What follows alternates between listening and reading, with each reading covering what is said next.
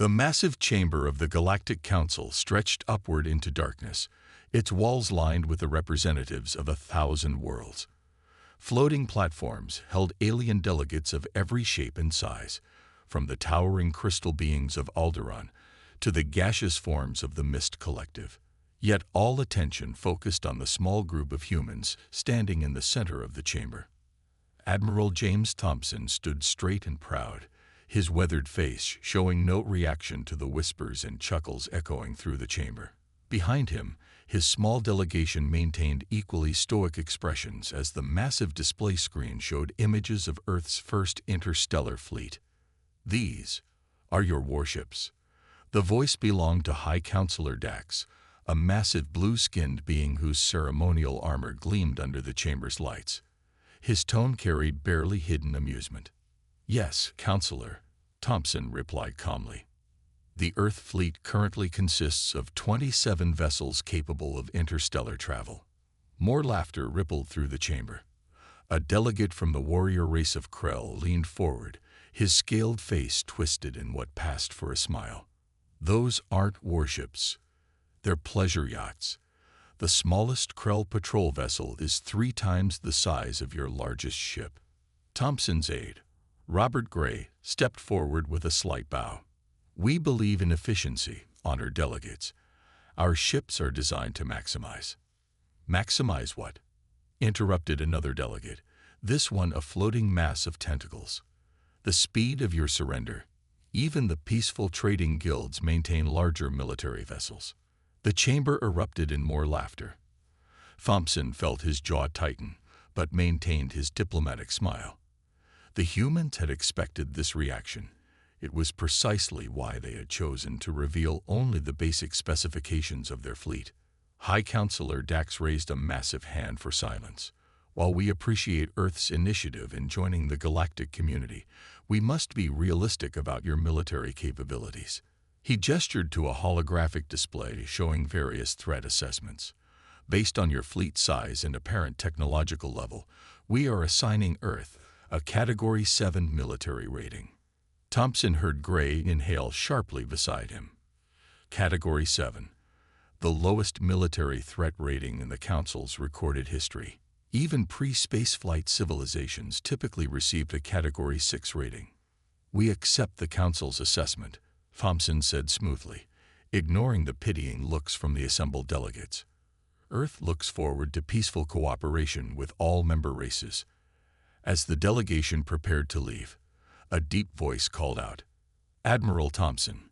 It was Commander Marcus Rex of the Stellar Empire, his massive frame draped in crimson robes. "A piece of friendly advice. The space lanes can be dangerous. Perhaps you should consider purchasing some proper warships from the Empire. We offer generous terms to developing worlds." Thompson turned slowly, meeting Rex's gleaming eyes. "Thank you for your concern, Commander. But we're quite confident in our fleet's capabilities." Rex's laugh boomed through the chamber. "Confidence is admirable, Admiral. But it won't stop pirates from stripping your tiny ships for parts. The Empire's smallest destroyer could probably handle your entire fleet single-handedly." This time, Thompson allowed himself a small smile. "Perhaps, Commander. Though I've found that size isn't everything. It's how you use what you have that matters." As the human delegation departed, the chamber filled with more laughter and mockery. None of the delegates noticed the knowing looks exchanged between Thompson and Gray, nor did they see the subtle wink the Admiral gave to his aide. Back aboard the ESS Raptor, Earth's flagship, Thompson stood at the bridge window watching the massive alien ships drift past. Each one dwarfed his vessel by orders of magnitude, their weapons systems obvious and intimidating. "Well," Gray said, joining him at the window, "that went exactly as expected." Thompson nodded. Sometimes the best advantage is being underestimated. He turned to his console, entering a series of commands. "Send word to Earth. Phase 1 complete. Begin preparation for Phase 2 and activate the Nexus core development timeline." As the Raptor moved away from the Council station, its small size making it seem insignificant among the giant alien vessels, Thompson smiled again. "Let them laugh. Let them mock. They'd learn soon enough that humanity's greatest weapon had always been their ability to do more with less. And when that lesson came, it would be too late. Deep within Earth's lunar base, Lieutenant Kate Miller walked through the gleaming corridor of Testing Bay 7. Her footsteps echoed off the metal walls as she approached the observation deck overlooking humanity's greatest secret.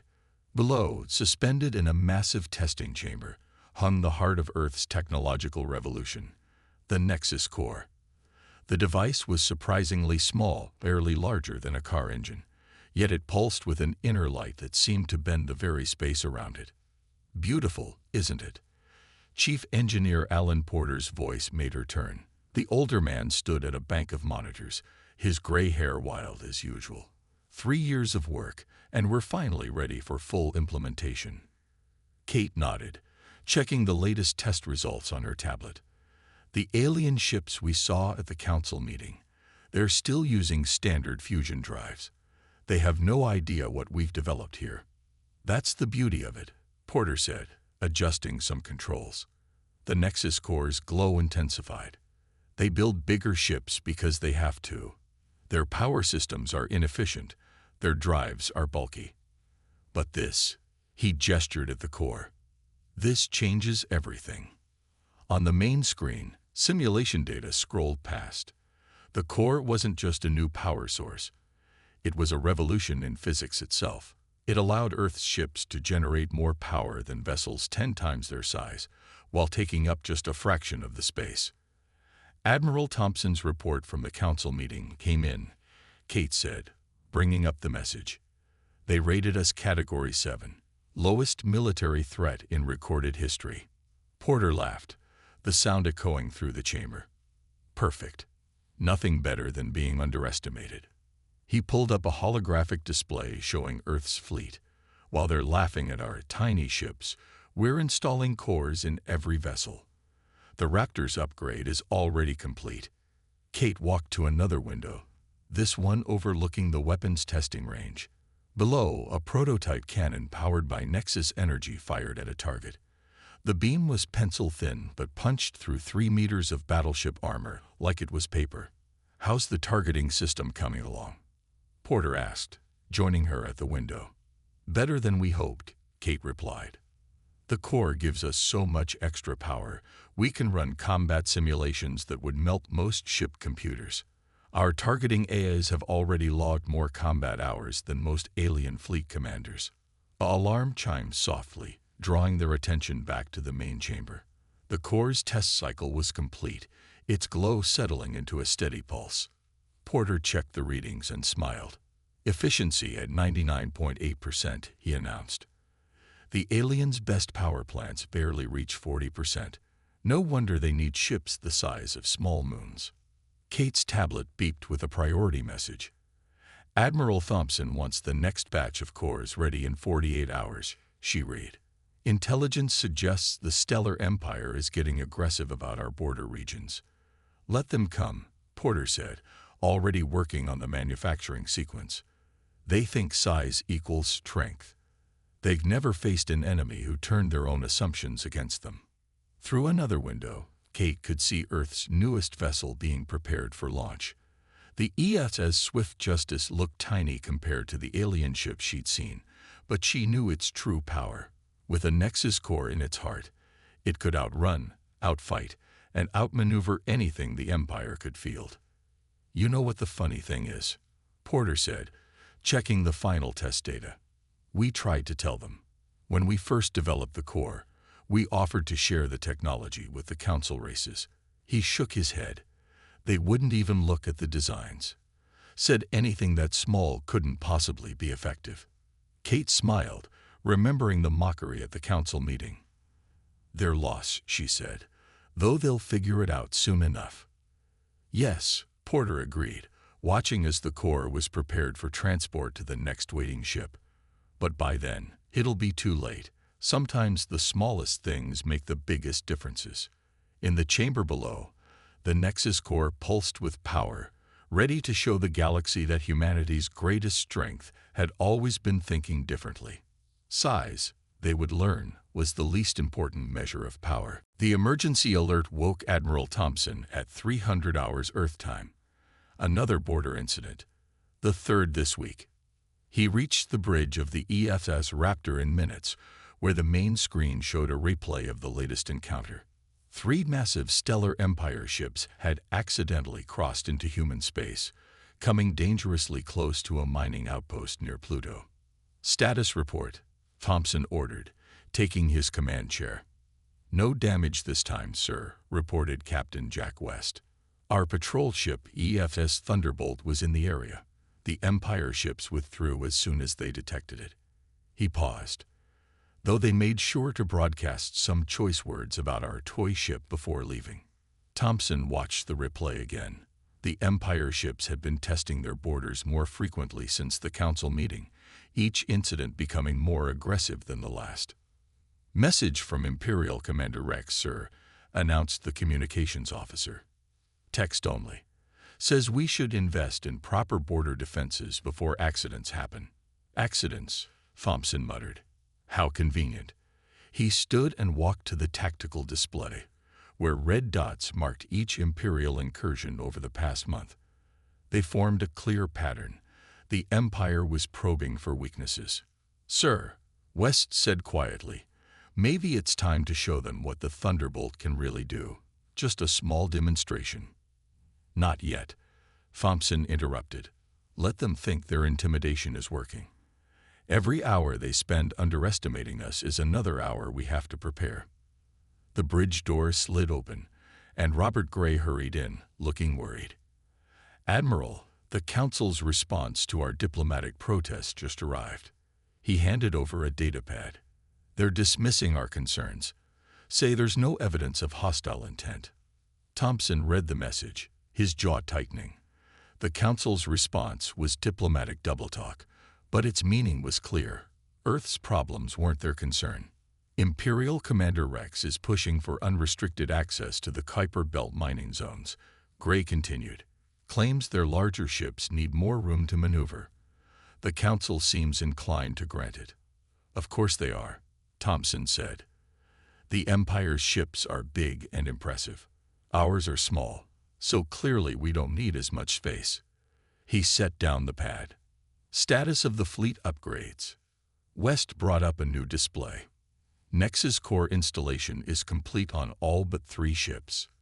Lieutenant Miller reports the new targeting systems are exceeding all expectations. We're ready, sir." "Sir," the sensor officer called out. "Multiple Imperial ships just dropped out of faster-than-light travel near Jupiter's orbit. 7 vessels, all capital class." The tactical display updated, showing the massive Imperial ships moving into an attack formation. A communication request flashed on the main screen. "Put it through," Thompson ordered. Commander Rex's huge form appeared, his crimson uniform gleaming. "Admiral Thompson, so sorry to intrude, but we're conducting essential fleet exercises. I trust our larger, more powerful ships won't disturb your tiny patrol vessels too much." Thompson kept his face neutral. "That's well inside our recognized border, Commander." Rex's smile widened. "Oh, perhaps you should file another protest with the Council. I'm sure they'll give it all the attention it deserves." His image leaned forward. "Or you could save everyone time and accept Empire protection now. We're very reasonable with cooperative worlds." "That's a generous offer," Thompson replied calmly. "But we prefer to handle our own protection." "With what?" Rex laughed. "Those pleasure yachts you call warships. Be sensible, Admiral. The galaxy is a dangerous place for smaller nations." Thompson smiled slightly. "Size isn't everything, Commander. Sometimes the smallest threats are the ones you should watch most carefully." "Is that a threat, Admiral?" Rex's voice hardened. "Not at all. Just an observation about nature. Even the largest predators can be brought down by prey they thought too small to notice." Thompson's smile never wavered. "Good day, Commander. Do try to keep your exercises outside our borders. We wouldn't want any accidents." The connection cut off. Thompson turned to his crew, his expression serious. "Send word to all ships," he ordered. "Condition yellow. And contact Earth. Tell them it's time to accelerate the timeline. The Empire's push is coming sooner than we expected." As alerts sounded throughout the ship, Thompson watched the Imperial vessels on the display. Soon they would learn that the deadliest things often came in small packages. But for now, let them laugh. Let them threaten. The joke, after all, would be on them. The first attack came at dawn, Earth time. 30 stellar Empire warships dropped out of faster-than-light travel near Neptune's orbit. Their massive forms blocked out the distant stars as they moved into attack formation. At their center, Commander Rex's flagship, Eternal Night, stretched over 5 kilometers from bow to stern. Multiple hostile contacts. Captain West's voice rang through the EFS Raptor's bridge. "They're launching fighters." Admiral Thompson stood calmly at his command station. He'd been expecting this since the last border incident. Battle stations. Activate Nexus cores across the fleet. Signal Earth that Phase 3 is now in effect. Warning klaxons sounded throughout Earth's tiny fleet. 27 ships against 30 Empire dreadnoughts. On paper, it looked like suicide. "Imperial communication coming in," reported the comm officer.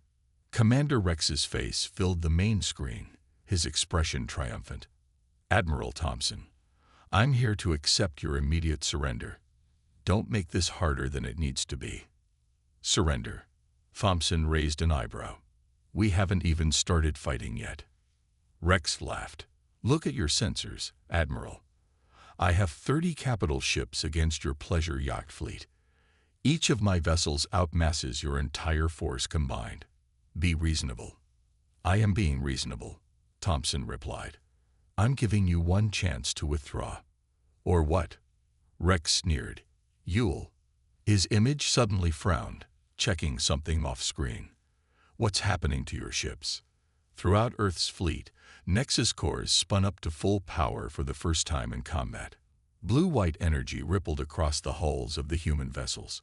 Weapons ports opened, revealing the compact but devastating armaments hidden beneath civilian-looking panels. "Last chance, Commander," Thompson said quietly. "Withdraw now." Rex's face darkened with rage. "Kill them all," he roared, cutting the communication. The Empire fleet opened fire, thousands of energy beams and projectiles streaking across space. They expected to obliterate the smaller human ships in seconds. They were wrong. "Evasive pattern Delta," Thompson ordered calmly. "Weapons free. Show them what our tiny ships can do."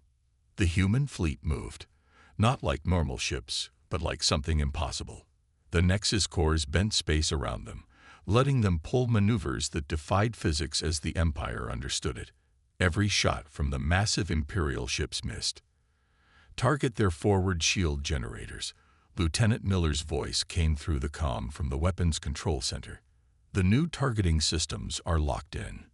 Human ships fired back. Their beams were thin, precise, and powered by Nexus energy. They sliced through Imperial shields like they weren't there. "Impossible." Rex's voice boomed across all channels. "How are they moving like that?"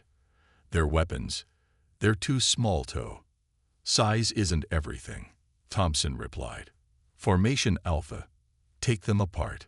Earth's fleet split into smaller groups, each ship moving with impossible grace.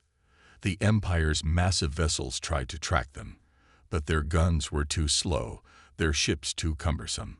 It was like watching giants try to swat hummingbirds armed with surgical lasers. The EFS Swift Justice darted between 2 Imperial dreadnoughts, its weapons blazing with precise shots that disabled both ships' engines. The EFS Thunderbolt wove through a squadron of enemy fighters, its point defense systems dropping them like flies. "Admiral," Captain West called out. "They're trying to regroup around the Eternal Night." Thompson nodded. "Just as expected. All ships, execute Pattern Omega. Let's show them our full capabilities." The human fleet moved as one, their Nexus cores pulsing in harmony. They spiraled around the Empire formation, their precise attacks striking vital systems with surgical accuracy. Engines died. Weapons went dark. Communications arrays shattered. In 10 minutes, it was over.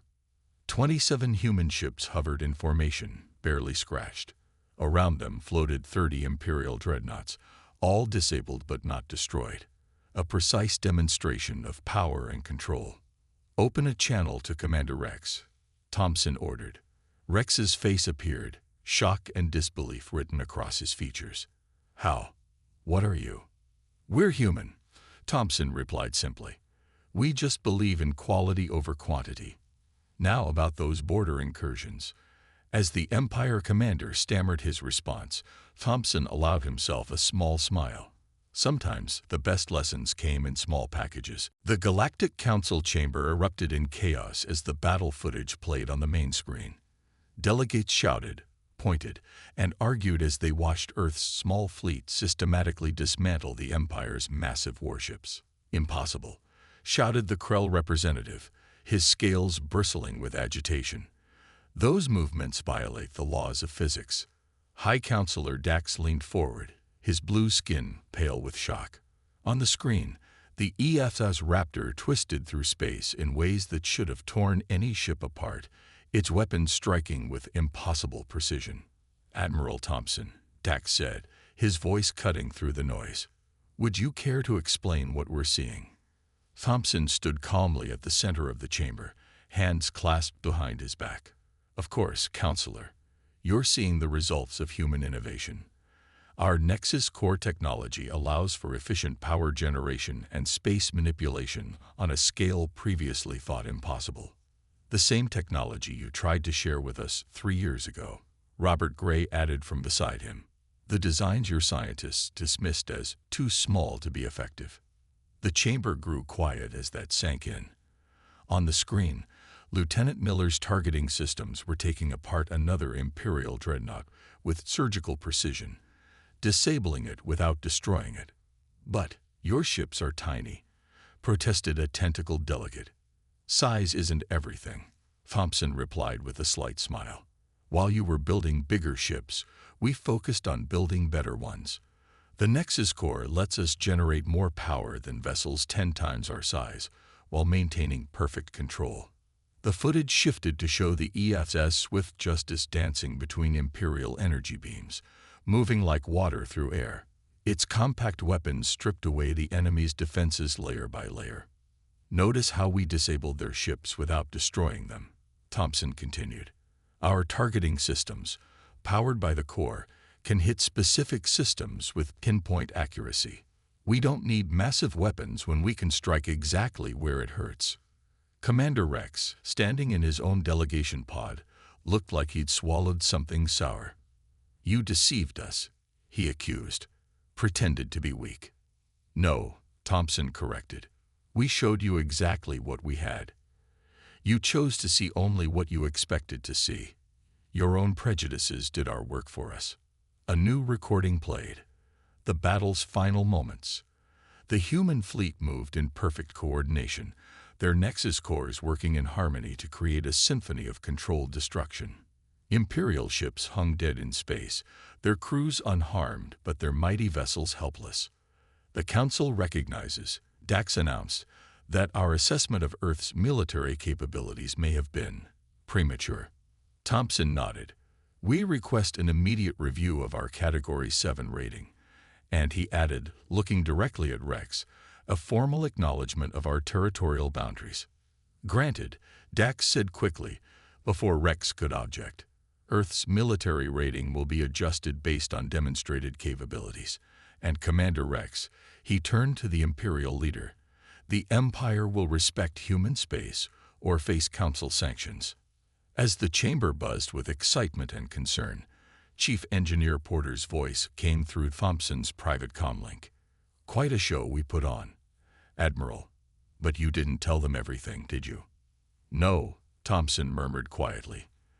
"They don't need to know about the Mark IO cores yet, or the new developments in quantum targeting. Let them think they've seen our full capabilities." The Council session ended with Earth's status dramatically changed. As delegates rushed to establish diplomatic connections with the suddenly formidable human fleet, Thompson watched them with quiet amusement. Interesting how quickly respect follows power, Gray observed. True, Thompson agreed. But the real victory isn't in making them fear us. It's in making them rethink everything they thought they knew about warfare, technology, and progress. As if to emphasize his point, the screen showed one final image: Earth's tiny fleet in formation, their nexus cores glowing with contained power, a reminder that sometimes the smallest things could change the entire galaxy. Lieutenant Kate Miller stood at the observation window of Testing Bay 7, watching as engineers installed a Mark II nexus core into the newest human vessel. 3 months had passed since the battle with the Empire's fleet, and everything had changed. Amazing how quickly they all want to be our friends now, Chief Engineer Porter said, joining her at the window. Did you see the latest diplomatic requests? Kate nodded. 17 species asking for technical cooperation, 32 wanting defense treaties, and even the Empire trying to negotiate technology sharing. She smiled. Quite a change from their tiny fleet comments. The main screen showed various news feeds from across the galaxy. Every channel seemed to be running analysis of the battle footage. Experts debated the capabilities of human ships, while military strategists tried to understand how such small vessels had overcome the Empire's mighty dreadnoughts. Admiral Thompson's addressing the Council again today, Porter said, checking his tablet. They're formally upgrading us to Category 1 military status. On another screen, they could see the Council chamber. The floating platforms that once held mockingly laughing delegates now carried attentive, respectful observers. Even the Krell representative, who had been among the loudest in mocking Earth's fleet, sat quietly watching. Good morning, honored delegates, Thompson began, his voice carrying authority that no one dared question now. Before we discuss the new defense treaties, I want to address the concerns about human military expansion. The chamber grew silent. After the battle, several races had expressed fear that Earth would seek revenge for their earlier mockery. Earth has no interest in conquest or dominion, Thompson continued. Our fleet was designed for defense, not invasion. We believe in cooperation, in sharing knowledge that benefits all. Murmurs of relief spread through the chamber. On one of the highest platforms, High Counselor Dax leaned forward. Yet you kept the Nexus core technology secret, he pointed out. We tried to share it, Thompson corrected. Your scientists refused to even examine it because the design was too small to be worth their time. We learned then that sometimes the only way to make people listen is to show rather than tell. In Testing Bay 7, Kate watched as the new core powered up, its energy signature even more efficient than the original design. They still don't understand, she said to Porter. They think the core is just about power generation and maneuverability. Porter grinned. Let them think that. They're not ready to know about the quantum communication capabilities, or the parallel space calculations, or the fact that every core can link with every other core, turning our tiny fleet into one interconnected combat network, Kate finished. I almost feel sorry for anyone who thinks they can take us on now. The Council chamber feed showed Commander Rex reluctantly signing new border treaties. His mighty empire had lost none of its ships in the battle. Earth's precise attacks had disabled rather than destroyed. But it had lost something far more valuable, its aura of invincibility. The galaxy's changing, Porter observed, all because they couldn't see past their own assumptions about size and power. On yet another screen, civilian news channels showed footage of alien ships starting to copy Earth's more compact design philosophy. It would take them years to catch up, but the trend was clear. The age of giant, lumbering warships was over. Admiral Thompson's message is coming through, Kate said, checking her comm.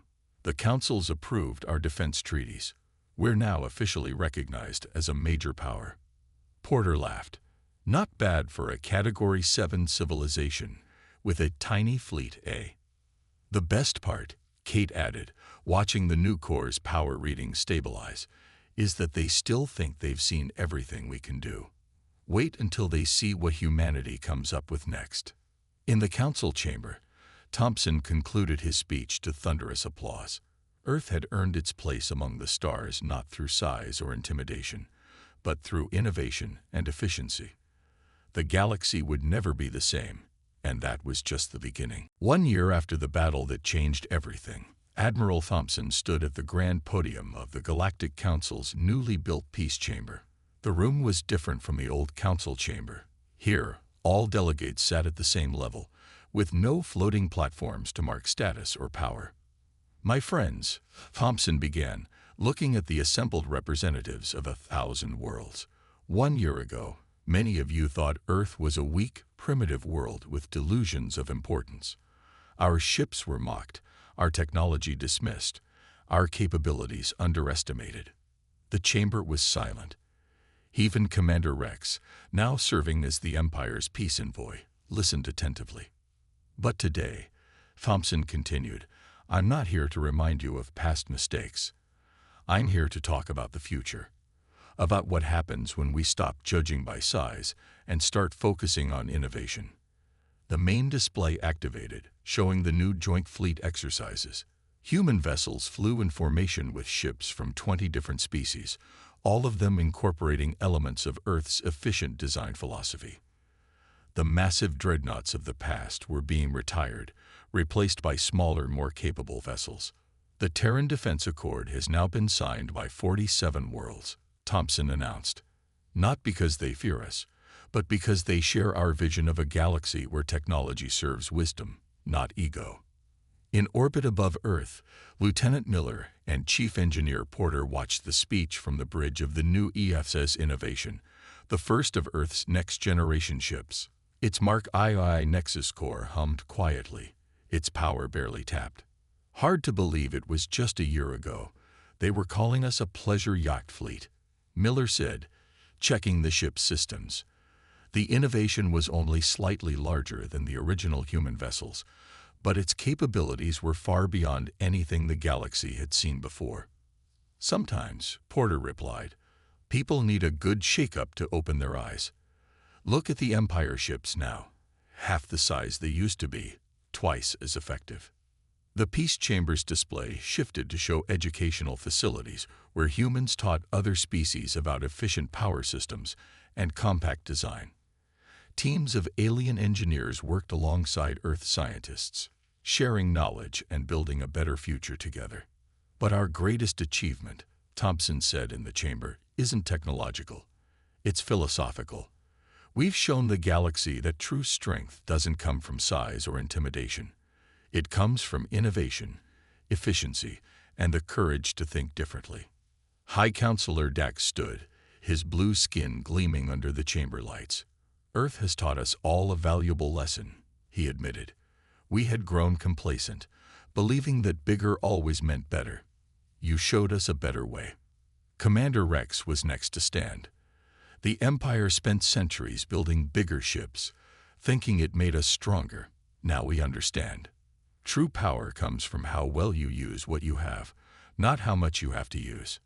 Back on the Innovation, Porter's console beeped with new data from the Mark II core's tests. "Look at these readings," he said to Miller. "The quantum network is evolving faster than we predicted. Soon, every ship in the Accord will be linked in ways we never imagined possible." Miller smiled. "Should we tell them about the new developments?" "Not yet," Porter replied with a grin. "Let them master what they know first. Humanity still has plenty of surprises left to share." In the Peace Chamber, Thompson concluded his speech. "1 year ago, you mocked our tiny fleet. Today, we all stand together. Proof that the greatest changes often come in the smallest packages. The galaxy laughed at us then, but now we all laugh together, as friends and allies, looking forward to a future brighter than any of us could have imagined alone." The chamber erupted in applause. Above Earth, the Innovation's Nexus core pulsed with quiet power, ready for whatever challenges the future might bring. Humanity had changed the galaxy not through force or fear, but through innovation and wisdom. And somewhere in the vast expanse of space, a small fleet of Earth ships continued their patrol, no longer mocked, but respected, living proof that sometimes the smallest things could make the biggest difference.